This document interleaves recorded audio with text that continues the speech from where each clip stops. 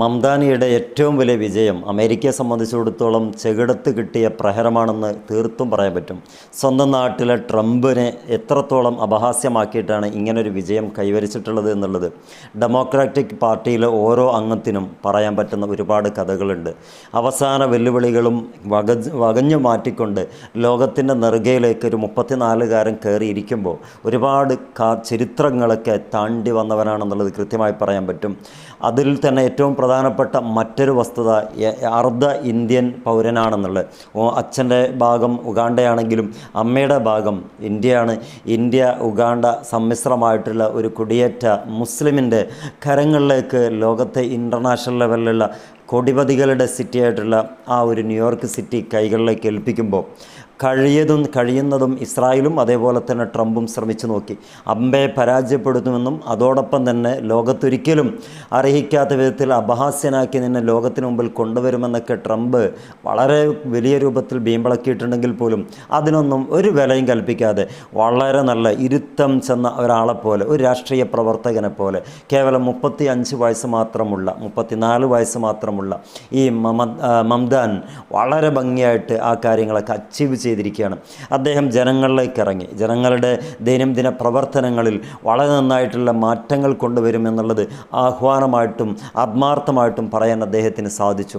ഒന്നാമത് സ്ത്രീകൾക്ക് വലിയ മെച്ചങ്ങളൊക്കെ ഉണ്ടാകും, അവരുടെ ജീവിതത്തിൽ വലിയ പവർഫുള്ളായിട്ടുള്ള ഓഫറുകളൊക്കെ അദ്ദേഹം മുന്നോട്ട് വെച്ചു. രണ്ടാമത് കുട്ടികൾ 5 വയസ്സ് വരെയുള്ള കുട്ടികൾക്ക് അവരുടേതായ കളിസ്ഥലങ്ങൾ ഫ്രീ ആയിട്ട് തുറന്നു കൊടുക്കും.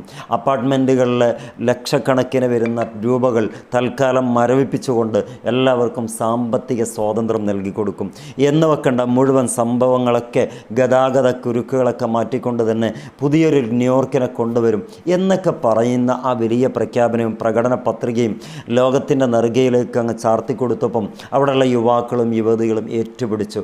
ഏറ്റവും പ്രധാനപ്പെട്ട കാര്യം അദ്ദേഹത്തിന് ഉണ്ടായിരുന്നത് ഫെഡറൽ റിസർവ് അഥവാ ഈ ട്രംപിൻ്റെ ഭാഗത്തുനിന്ന് കിട്ടേണ്ട തുകകളൊക്കെ ഏറ്റവും മിനിമൽ ചെയ്യുമെന്ന ഒരു ഭീഷണി പോലും ഉണ്ടായിട്ട് അദ്ദേഹം കുലുങ്ങാതെ കൃത്യമായി എല്ലാത്തിനും മറുപടി പറഞ്ഞുകൊണ്ട് എന്തൊക്കെയാണോ ട്രംപണ്ണൻ പറയുന്നത് അതിനൊക്കെ കൃത്യമായി മറുപടി പറഞ്ഞുകൊണ്ട് അദ്ദേഹം ഉപയോഗിക്കുന്ന ഏത് പ്ലാറ്റ്ഫോമാ അതിൽ വളരെ ഭംഗിയായിട്ട് ഈ ട്രംപിൻ്റെ ആ ഒരു സ്റ്റേറ്റ്മെൻറ്റിനേക്കാൾ കൂടുതൽ മൈലേജ് കിട്ടാൻ, ഹൈപ്പ് കിട്ടാൻ അവിടുത്തെ PR വർക്കുകളൊക്കെ ഭംഗിയായി നടത്തി അവസാനം റിസൾട്ട് വന്നു നോക്കുമ്പം ഈ ട്രംപ് പറഞ്ഞ എല്ലാ കാര്യങ്ങളും ശൂന്യമായി പോവുകയും അങ്ങനെ അവസാനം മ്ലാനനായിട്ടൊരു ട്രംപിനെ കാണാനിടയാകുകയും ചിരിച്ച് ആ ലോകത്തിൻ്റെ നെറുകയിലേക്ക് കയറി വരുന്ന മംദാനിയെയും കാണാൻ പറ്റി എന്നുള്ളത് ലോകം കാതോർക്കുന്ന സമാധാനപ്രിയർക്ക് ഏറ്റവും നല്ല നിമിഷങ്ങളിലൂടെയാണ് കടന്നു പോയിട്ടുള്ളത്. ഡെമോക്രാറ്റിക് പാർട്ടിയെ സംബന്ധിച്ചിടത്തോളം ഇദ്ദേഹം വളരെ ഒരു അരക്കല്ലായിരുന്നു, മീൻസ് അങ്ങേയറ്റത്തെ ഒരു പിടിവള്ളിയായിരുന്നു. അദ്ദേഹത്തെ ജയിപ്പിച്ചെടുക്കുക എന്ന് പറയുന്നത് ആ രാജ്യത്തെ ഈ ഒരു പാർട്ടിക്ക് അങ്ങേയറ്റത്തെ ഒരു പരീക്ഷണം കൂടിയായിരുന്നു. പക്ഷേ ട്രംപ് പറയുന്നത് കമ്മ്യൂണിസ്റ്റ് പാർട്ടിയാണ്, കമ്മ്യൂണിസ്റ്റുകാരനാണ്, മുസ്ലിമാണ്, പലസ്തീനോട് ഏത് കാലഘട്ടത്തിലും അനുരജ്ഞമായിട്ട് പ്രവർത്തിച്ച ആളാണ്. അതുകൊണ്ട് നമ്മളെ സംബന്ധിച്ചിടത്തോളം, ജൂതന്മാരെ സംബന്ധിച്ചിടത്തോളം, ക്രൈസ്തവരെ സംബന്ധിച്ചിടത്തോളം ഒരിക്കലും വെച്ച് പൊറപ്പിക്കാൻ കഴിയില്ല. എന്നിട്ട് അവസാനം സ്വന്തം പാർട്ടിക്കാരൻ അഥവാ സ്വന്തം പാർട്ടിയുടെ സ്ഥാനാർത്ഥിയെ തള്ളിക്കൊണ്ട് സ്വതന്ത്രനായിട്ടുള്ള ഒരാളെ പരീക്ഷിച്ചു നോക്കി.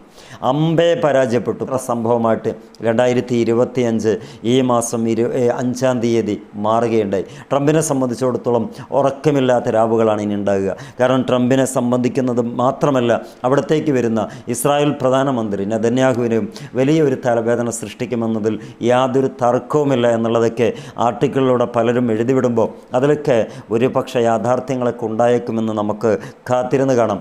എങ്ങനെയാണെങ്കിലും ഒരു മുസ്ലിം, അതിലുപരി ഇന്ത്യക്കാരൻ, അതിലുപരി ഒരു സാധാരണ പൗരൻ, എല്ലാത്തിലുമുപരി ജനങ്ങളുടെ കാഴ്ചക്കാരനായിട്ട് ജനങ്ങൾക്ക് വേണ്ടി എല്ലാ അർത്ഥത്തിലും ഒഴിഞ്ഞു വെച്ച ഒരു രാഷ്ട്രീയ പ്രവർത്തകനായിട്ട് ലോകത്തിൻ്റെ നെറുകയിൽ സാമ്പത്തിക രംഗത്ത് വലിയ പിടിപാടുള്ള ആളുകളൊക്കെ വസിക്കുന്ന ന്യൂയോർക്ക് സിറ്റിയിൽ ഒന്നാമനായിട്ട് എത്തിയിരിക്കുകയാണ്. എല്ലാവിധ അഭിവാദ്യങ്ങളും നേരുന്നു. Wish all the best. Good bye.